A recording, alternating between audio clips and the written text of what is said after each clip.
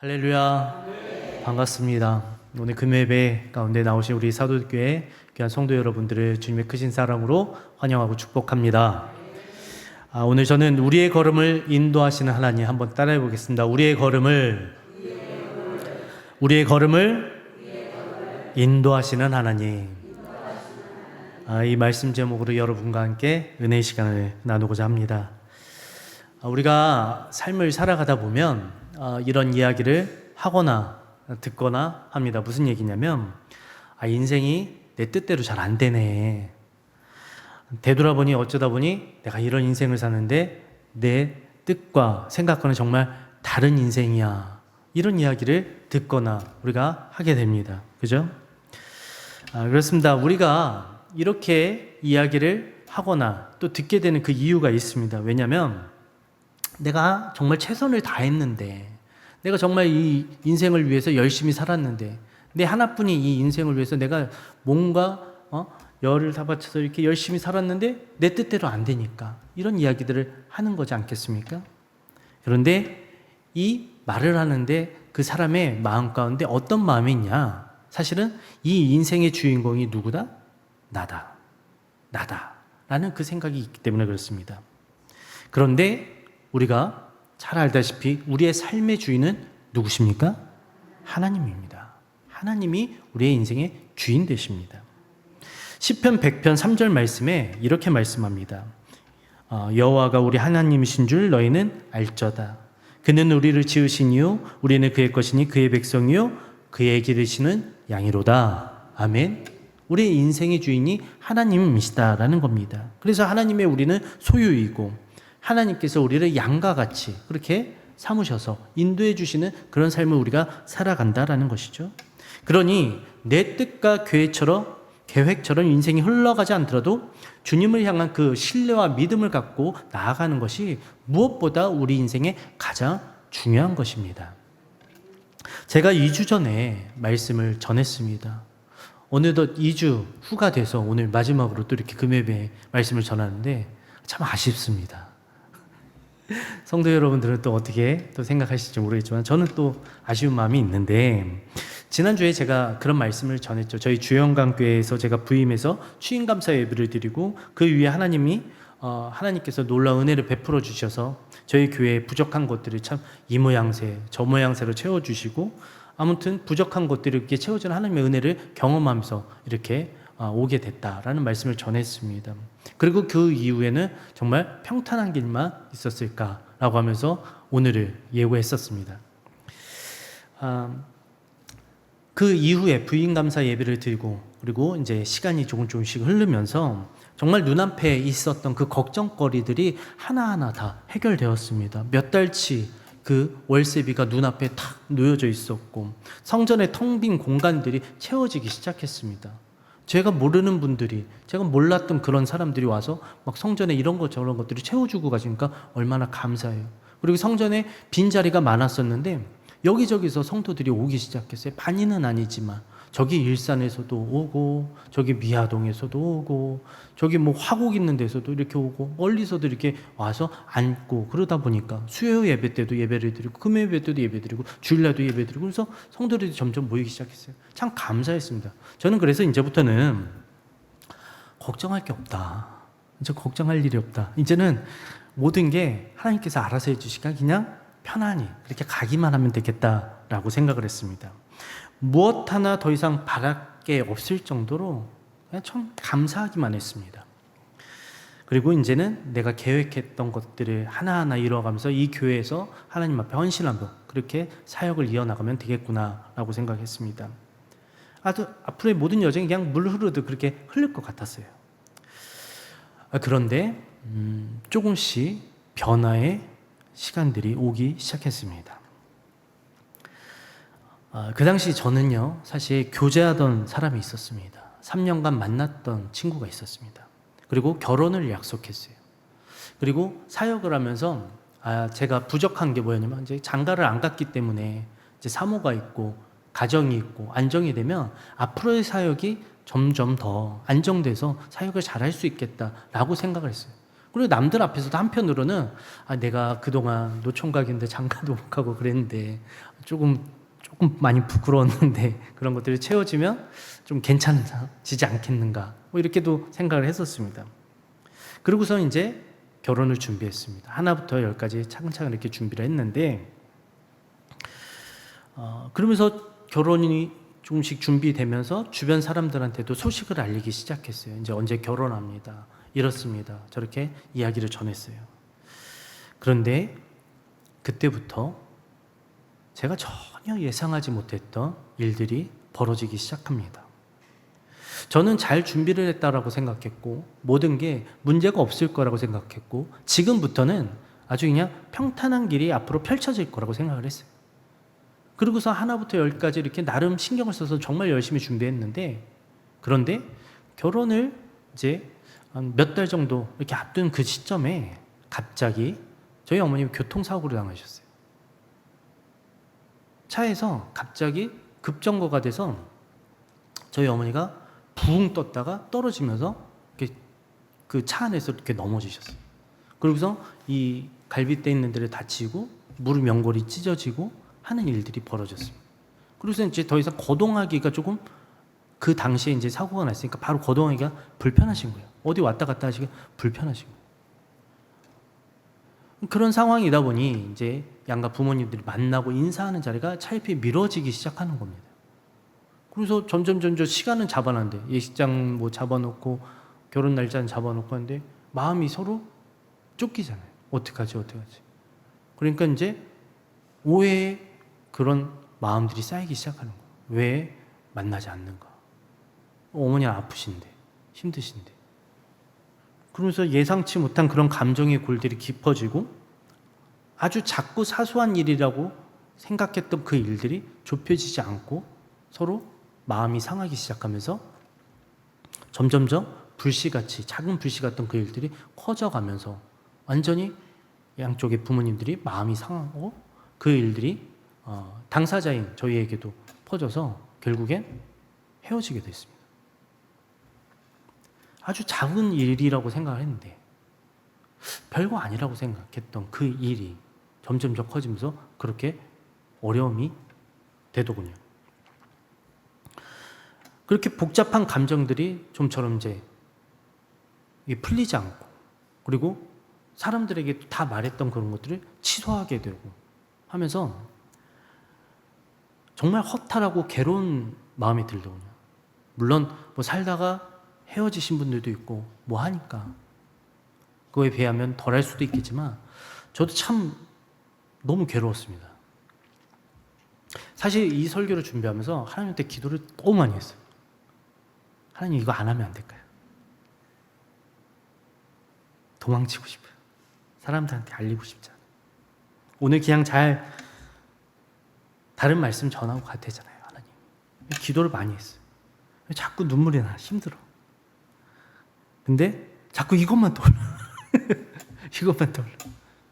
그래 전해보자. 그때 당시에 어쨌든 되게 많이 힘들어서 괴로운 시간들을 보냈는데 한 달여 정도의 시간인데 한 15kg가 확 빠졌어요. 그리고 면역력이 떨어지니까 코로나에도 걸리고 자가격리를 그런 힘든 시간을 좀 보냈습니다. 몸에 이상 반응이 오기도 시작하고 그리고 잠을 자려고 누워있으면 사방의 이 벽들이 자꾸 저를 이렇게 막 누르는 거예요. 천장에서부터 옆에서부터 숨이 잘 안 쉬어져. 가슴이 두근두근돼. 땀이 나. 막 계속 그래요. 어떻게 할 수가 없어. 자다가도 깨고 그리고 밖으로 나가서 밤이고 새벽이고 한 2시간이고 몇 시간이고 이렇게 좀 걷고 뛰고 막 돌아야지 겨우 이제 조금 마음이 안정되고 집에 들어가서는 수면제를 먹고 좀 자야지 잠을 잘 수가 있었어요. 나중에 이제 병원을 찾아가 보니까 공황장애라고 하더군요. 참 괴로운 어떤 시절을 보내면서 누구한테 하소연하기도 좀 어려운 시간이었습니다. 그래서 소식을 전해드린 사람들이 이제 연락을 와서 저한테 괜찮냐, 힘내라 이런저런 얘기들을 해주셨어요. 격려해 주시고 우리 박승효 목사님도 전화해 주셔서 참 많은 격려를 해주고 좋은 말씀을 많이 해주셔서 위로를 많이 얻었습니다. 그런데 이렇게 좋은 분들도 계신데 그렇지 않은 분들도 계세요. 막 얘기 막 꼬치꼬치 막 물어봐. 그러고서 그래 알겠어. 그래서 지금까지도 연락이 없어. 그냥 단지 어떤 재미난 에피소드처럼 여기는 사람들이 있는 거예요. 그냥 그렇게 소비하고 많은 사람들이 있는 거예요. 그러니까 마음에 그때도 좀 그게 또 어려움이 되더라고요. 그래서 사람들이 어려운 일을 당하면 뭐라 그래요? 내 사람과 아닌 사람이 구별된다. 뭐 이런 얘기를 하기도 하는데 한편은 이해가 됐습니다. 그런 거 생각하면 참 우리 예수님은 얼마나 외롭고 힘드셨을까라는 마음도 들고요. 어쨌든 힘들고 어려운 그 남들 앞에 서기 그 부끄러운 어떤 그 심정, 내 생각과는 전혀 다른 이런 상황 속, 어쩌면 비참해져 있는 이런 모습 속에서 제가 할 수 있는 거란 뭐냐? 하나님 앞에 찾아가서 무릎을 꿇는 것뿐이 할 수가 없더라고요. 다른 데서 어떤 그 위로와 힘을 얻기가 정말 힘들다라는 생각이 들었어요. 아무도 없는 성전에서 저희 교회 그 성전에 올라가서 바닥에 주저앉아서 제가 할 수 있는 거라곤 하나님 앞에 우는 것뿐이 할 수가 없었어요. 뭐라고 막 기도하는 것보다 그냥 울음만 나왔어요. 엉엉 울면서 하나님한테 속으로 그래서 하나님 나 이제 어떡해요? 왜 저에게 이런 시련을 주세요? 제가 그렇게 하나님한테 잘못했습니까? 제가 이제 가정을 이뤄서 하나님의 일을 한번 열심히 잘 해보려고 그랬는데 그런 마음이 있었는데 왜 이런 시간을 주셨는지 전 잘 모르겠어요. 너무 괴로워요 하나님. 그러고서 성전 벽에 막 머리를 막 부딪혀가면서 막 울면서 기도를 했어요. 하나님은 아무런 말씀이 없으셨습니다. 성전 십자가 밑에서 그렇게 시간을 보내면서 울다가 지치면 그 자리에서 쓰러져 자고 그렇게 꽤 오랜 시간을 그렇게 성전에서 보내면서 괴로운 마음을 하나님께 아뢰기만 했었습니다. 그렇게 이제 어느 정도의 시간을 보내다 어느 날 저도 예배를 드리고 싶은 생각이 들어요. 제가 이제 뭐 예배 말씀을 전하고 혼자 말씀을 전하는 거 듣고 혼자 이렇게 예배를 집례하기보다는 어디 가서 예배를 이렇게 드리고 하나님의 말씀을 듣고 좀 힘을 얻고 싶다. 막 그런 마음이 들더라고요. 그래서 어떻게 할까 그러다가 동네에 이제 교회를 찾아갔어요. 집 앞에 가까운 데 있는 교회를 찾아갔어요. 한 장로교회인데 거기서 이렇게 예배를 드리러 가는데 그날따라 아침에 참 햇살도 좋고 바람도 좋고 그냥 기분이 너무 좋더라고요. 그냥 걸어가는데.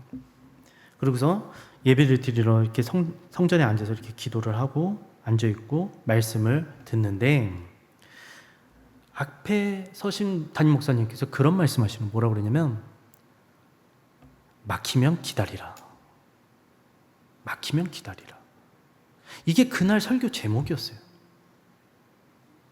막히면 기다리라. 그 심사하시는 말씀이 우리가 인생을 살아가다 보면 막혔던 문제를 여시고 해결해 주시는 것도 하나님의 역사지만 때로는 걸음을 멈추게 하시고 막기도 하시고 그 순간을 잠깐 스탑시키는 것도 하나님이시다라는 말씀하는 거예요. 아니 무조건 교회 가면 여러분 문제가 해결될 줄 믿습니다. 앞으로의 일들이 활짝 열릴 줄 믿습니다. 막 이런 말씀을 전하는데 막히면 기다리라. 그 말씀하시고 왜 이런 말씀을 주셨을까? 단번에 알았습니다. 하나님께서 나에게 위로의 말씀을 주시는구나. 머릿속에 복잡했던 모든 게 쫙 하고 날아가는 것 같았어요. 마음속에 묵혀있던 모든 게 싹 내려가는 것 같았어요. 너무 감사했어요. 그렇게 저는 하나님께서 나를 잊지 않으셨구나.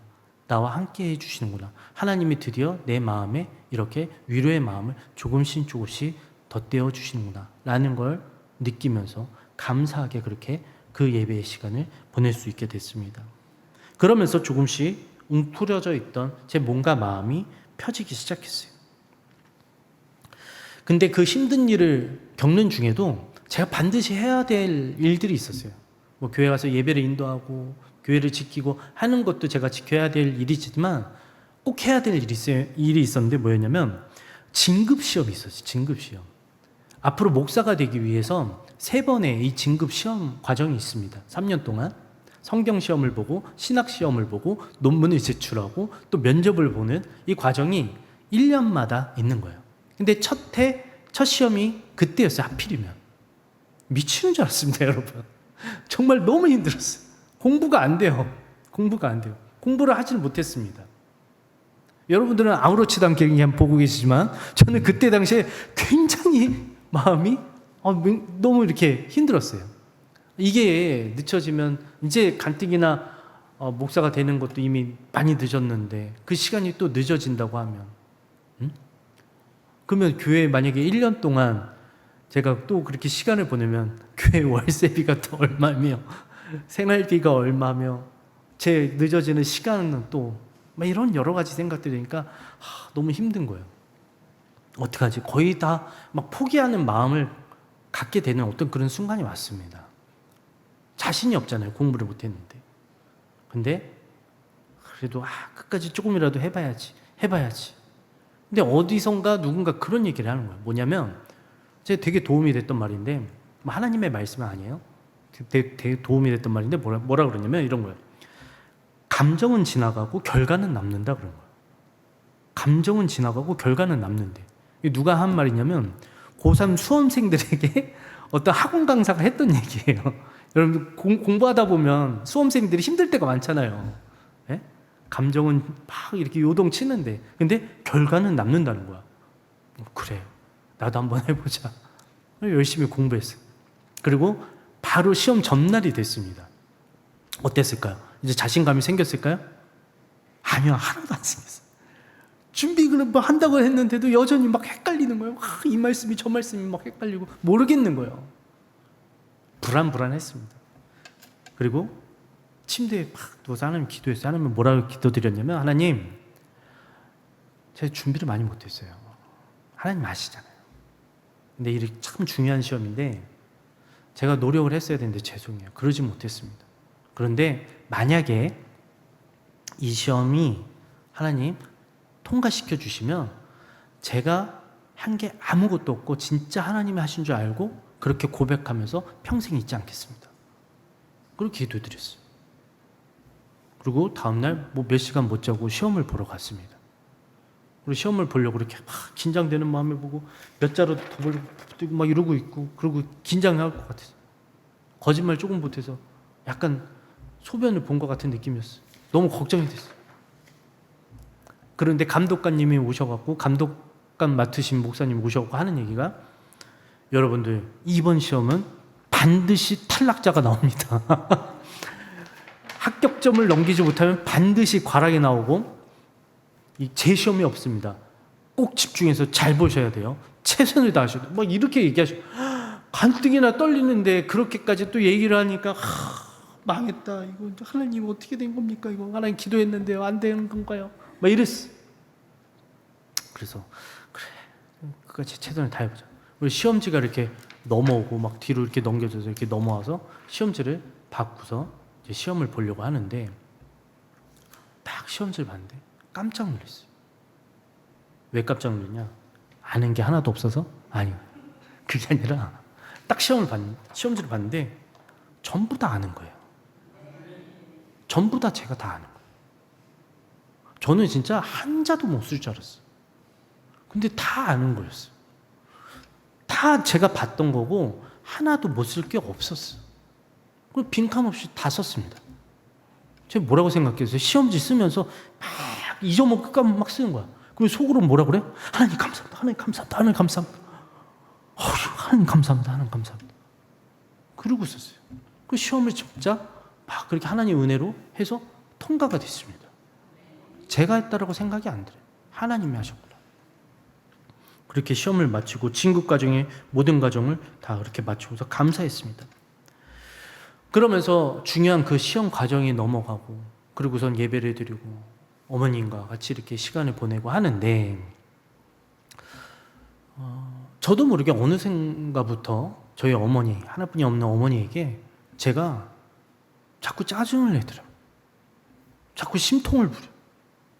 나이를 먹고 왜 이렇게 철이 없이 이렇게 그러는지 막 짜증을 내는 거예요. 제가 어머니를 참 귀하게 생각하고 참 사랑하는 마음이 있는데 얼마나 어머니가 저를 위해서 고생하시고 키우셨는지 너보다 잘 알거든요. 근데 어머니한테 자꾸 짜증을 내는 거예요. 화를 내요. 왜 그러지? 그러지 말아야지. 그러지 말아야지. 그러다가도 아니야. 좀 그래도 돼. 좀 그래도 돼. 어느 순간 이런 마음이 들어요. 왜 그러지? 잘해야 되는데. 그러다가 12월 31일 송구영신 예배를 드렸어요. 송구영신 예배를 드리는데 송구영신 예배를 말씀을 전하면서 우리 교회에서 하는 게 뭐냐면 말씀 카드를 뽑습니다. 사도들 교회도 뽑나요? 아유, 할렐루야. 사도들 교회에서도 그렇게 귀한 사역을 하시는. 저도 말씀 카드를 이렇게 해놓고 그걸 이제 하나씩 뽑는 거예요. 근데 성도가 많이 없으니까 이 말씀 카드가 재작년에 거, 작년 거 이게 버리기가 아까워서 연도가 일부러 안 써져 있지 않은 거를 이렇게 해놓고 그거를 이제 쌓아놓고 있다가 섞어서 나눠주고 했었습니다. 말씀 카드가 생각보다 조금 몇 개 있어서 그걸로 했어요. 그걸 뽑았어요. 그리고 성도들 나눠주고 뽑고 저도 말씀 카드를 하나 뽑았습니다. 그런데 그 말씀 카드를 뽑는 동시에 깜짝 놀랐습니다. 말씀 카드에 어떤 카드가 있었냐? 신명기 5장 16절 말씀이었는데 뭐라 그러냐면 너는 내 하나님 여호와께서 명령한 대로 내 부모를 공경하라. 그리하면 내 하나님 여호와가 내게 준 땅에서 내 생명의 길고 복을 누리리라. 아멘. 여러분 말씀 카드 뽑은 것 중에 그런 카드가 있은 적 있으세요? 부모를 공경하라는 말씀이 나올 줄은 꿈에도 몰랐습니다. 그런 말씀이 있을 줄 몰랐어요. 그 카드 안에. 너무 깜짝 놀랐어요. 손이 막 떨리기 시작하는 거예요. 그럼 어머니를 보면 자꾸 눈물이 날 것 같아요. 미안해. 죄송하고. 하나님한테 너무 얼굴에 들 면목이 안 서. 죄송하고. 하나님이 정말 이렇게 그 마음 하나까지도 면밀히 살피고 계시는구나. 내가 어떤 마음을 먹고 어떤 행동을 하고 어떤 말을 하고 어떤 입술로 내가 어떻게 살아가고 있는지 하나님 다 알고 계시는구나. 바로 회개했습니다. 하나님 회개하고 잘못했습니다. 어머니한테도 죄송합니다. 그런데 이제 공경을 하라잖아요. 하나님의 공경을 어떻게 해야 되는 거지? 막 찾아봤어요. 공손하게 받들어 모시는 태도나 행동이다. 그러면 이제는 어머니한테 어머니 오셨습니까? 자리에 앉으시지요. 어머니 식사 드시지요. 아들은 물러가겠습니다. 뭐 이렇게 대왕대비마마를 모시듯이 해야 될까? 공경이란 걸 어떻게 해야 될까? 너무 오버하는 거 아닌가? 라는 생각도 들고 그러다가 우리 엄마가 제가 제정신이 아닌가 보다 힘든 일을 겪더니 제정신이 아닌가 보다 그럴까 봐 어떻게 할까 하다가 기도하면서 드는 생각이 감사하자 주신 사랑에 감사하고 나도 사랑하는 그 마음으로 공경을 해드리자 그 마음이 들었습니다. 어쩌면 우리 하나님께서도 바라는 그 마음이 그거이지 않을까요? 하나님께서 우리에게 바라는 그 마음. 내가 너희를 사랑하듯이 너희도 나를 사랑하고 너희 부모도 사랑하고 이웃을 사랑하는 그 마음으로 그렇게 살아가라는 게 하나님의 마음이지 않을까 그런 생각이 들더군요. 어쨌든 이후로 어머님과 그렇게 마음도 잘 풀리고 감사를 드리면서 시간을 보내면서 감사한 시간들을 이렇게 보내게 되었습니다. 이후로 저는 사역하는데 참 더 많은 하나님의 도우심과 인도하심을 경험하게 되었습니다. 그리고 지금까지 이렇게 오게 되었습니다. 주영강교회에 지금 이제 부임하고 이제 몇 년이 되었는데 저는 단 한 번도 빚을 진 적이 없어요. 그렇다고 뭐 제가 월급이 따로 있거나 그렇지는 않습니다. 교회 월세비 내고 그리고 전 교회 이렇게 그 돈을 계속해서 이렇게 조금씩 모아놓고 또 월세비 내고 그러면서 시간을 보내는데 부족한 게 없어요. 제가 뭐 풍족하게 누리고 살고 막 그러진 않지만 부족한 게 없습니다. 빚을 진 적이 없어요. 그리고 심지어는 저희 교회도 조금씩 선교비를 보내고 합니다. 동기 목사님이 저기 네팔에서 선교를 하는데 학교를 다닐 때는 너무나 세련되고 멋지고 막 그런 친구였어요. 근데 어느 날 네팔에서 선교한다고 그래서 한국에 들어서 만났는데 전혀 다른 사람이 됐어요. 거의 네팔 사람이 되어 있더라고요. 그냥 얼굴이 까부적잡하고. 얼마나 고생을 하면서 그렇게 선교를 하는지. 그 선교 편지를 이렇게 받으니까 가슴이 절절해. 나는 될 것도 아니에요. 거기는 막 아이들 1명, 2명 이렇게 만나려고 부모님들이 없는 아이들. 부모님이 다 병으로 돌아가시고 그냥 아이들끼리 모여 사는 그 조그만 마을에 아이들을 만나려고 막 봉고차 트럭을 타면서 몇 시간을 넘고 가면서 걔네들이 섬기고 하나님 영접하게 만들고 그런 사역을 하는데 마음에 감동이 되니까 선교비를 안 보낼 수가 없겠더라고요. 조금이라도 가끔씩 조금씩 보내고 뭐 그러고 있습니다. 어쨌든 감사함으로 저희 교회는 빚도 안 지고 그렇게 선교비도 조금씩 보내면서 귀한 하나님의 이 공동체를 이루어가고 있습니다. 어려운 시기에 이런 보내면서 참 여러 군데서 많은 도움을 주셨어요. 저희 세운천 지방에 특별히 우리 사도들께 박수영 목사님 통해서도 도움을 받고 또 세인천 지방의 여러 목사님들 통해서 도움을 받고 하면서 그렇게 힘을 얻게 되었습니다. 한 번은 제가 가장 마음이 되게 어렵고 힘든 어떤 그 시기를 보내고 있을 때 모르는 번호로 전화가 왔어요. 모르는 번호로 전화를 받았습니다. 전화를 받으니까 지민규 전사님이시죠? 그러더라고요. 그래서 예, 누구시죠? 그러니까 누구 권사님이래요. 제가 잘 모르는 분이에요. 근데 그분은 저를 잘 아신대요. 저를 아신대요. 제가 설교를 전하는 걸 한번 들으신 적이 있대요. 그래서 전화번호를 물어 이렇게 해갖고 연락을 드렸대요. 그래서 이런저런 막 얘기를 하다가 전사님 뭐 제 사정은 잘 모르시고 한다는 얘기 앞으로 참 하나님이 잘 귀하게 쓰실 것 같은데 힘내십시오. 그 말만 하시는 거예요. 힘내십시오. 그래서 예, 감사합니다. 그러고서 제 계좌번호를 어떻게 아셨는지 그래서 약간의 소정의 이렇게 헌금을 보내시면서 힘내시라고 그런 일이 있었어요. 깜짝 놀랐습니다. 또 이전에 사역했던 교회에 어떤 한 권사님이 저한테 전화가 온 거예요.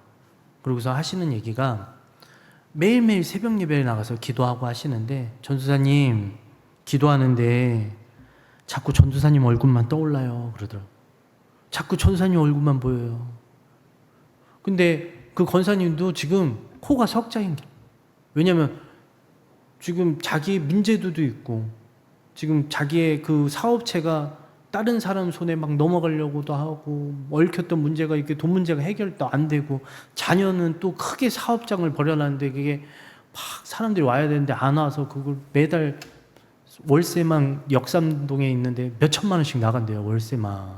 근데 그게 잘 안 되니까 그것도 너무 힘들어하는데 자꾸 기도하는데 자꾸 전도사님 기도만 되고 전도사님 얼굴만 떠오른다고 그러면서 전도사님 힘내시라고 같이 기도하겠다고 그러면서 그렇게 위로의 말들을 주시면서 또 힘내시라고 얼마라고 이렇게 헌금도 보내주시고 힘내시라고 잘 버티시라고 그런 위로와 감사한 그런 시간들이 있었습니다. 다 하나님이 하셨다고 믿습니다. 하나님이 하셨다고 믿습니다. 너무나 감사하고 큰 힘을 얻는 그런 시간이었습니다. 때때로 우리가 삶을 살아가다 이제는 모든 일들이 해결됐구나. 좋은 일들만 있을 거야 라고 생각하는 그 순간들이 분명히 있죠. 하지만 우리의 삶이 늘 그렇습니까? 아니요, 그렇지 않습니다. 내 계획대로 안 될 때가 너무너무 많습니다. 평탄한 대로면 좋겠는데 그렇지 않을 때가 있어요. 분명 위기의 순간들도 있고 어려운 고비의 순간들도 있습니다. 하지만 그 순간에 우리가 기억해야 될 게 있죠. 무엇이냐? 하나님이 함께 하신다는 겁니다. 하나님의 뜻은 분명히 우리를 더 좋은 곳으로 인도하시기 위한 그 여정의 길이지 하나님께서는 우리를 막다른 절벽에서 떨어뜨리시려고 하는 게 아니라는 겁니다. 그리고 그 어떤 고난과 어려움의 순간에 우리가 무엇을 느낄 수 있냐? 하나님의 크신 위로와 힘을 얻을 수 있다라는 겁니다. 그러기 위해서 우리가 힘써야 될 게 있습니다. 무엇이냐? 하나님과 날마다 더욱더, 주님과 날마다 더욱더 동행하기를 힘써야 한다는 겁니다. 하나님의 말씀을 더욱더 가까이 하고 주의 성전을 더욱더 사랑하는 그 마음으로 달려나오고 기도하고 또 기도하고 또 기도했을 때, 아멘? 하나님께서 우리의 문제를 해결해 주시라 믿습니다. 이제 말씀을 정리합니다. 사랑하는 우리 성도 여러분, 그 어떤 누구도 우리를 온전히 위로해 줄 수 있는 사람이 없습니다. 친구도 아니고 가족도 아니고 심지어 자녀도 아닐 때가 있습니다. 우리를 진정으로 위로해 주고 힘을 주실 수 있는 것, 그것은 바로 하나님이십니다. 오직 주님만이 우리에게 힘을 주실 수 있는 줄 믿습니다. 하나님은 절대로 우리를 실망시키지 않습니다. 하나님은 우리에게 반드시 필요한 그 은혜를 부어주십니다. 하나님만이 우리를 온전케 해주실 수 있는 것입니다. 내 생각과 내 뜻이 있을지라도 반드시 하나님께 모든 것을 맡기며 우리의 걸음을 인도하시는 그 하나님의 은혜를 경험하며 나아가시길 주님의 이름으로 간절히 소망드립니다. 사람이 마음으로 자기의 길을 계획할지라도 그의 걸음을 인도하시는 여호와 신이라. 아멘. 오늘의 이 말씀이 우리의 삶을 살아가는데 참된 힘이 되고 하나님께서 부어주시는 놀라운 은혜를 체험하는 하나님의 귀한 말씀이 되시기를 주님의 이름으로 간절히 소망드립니다.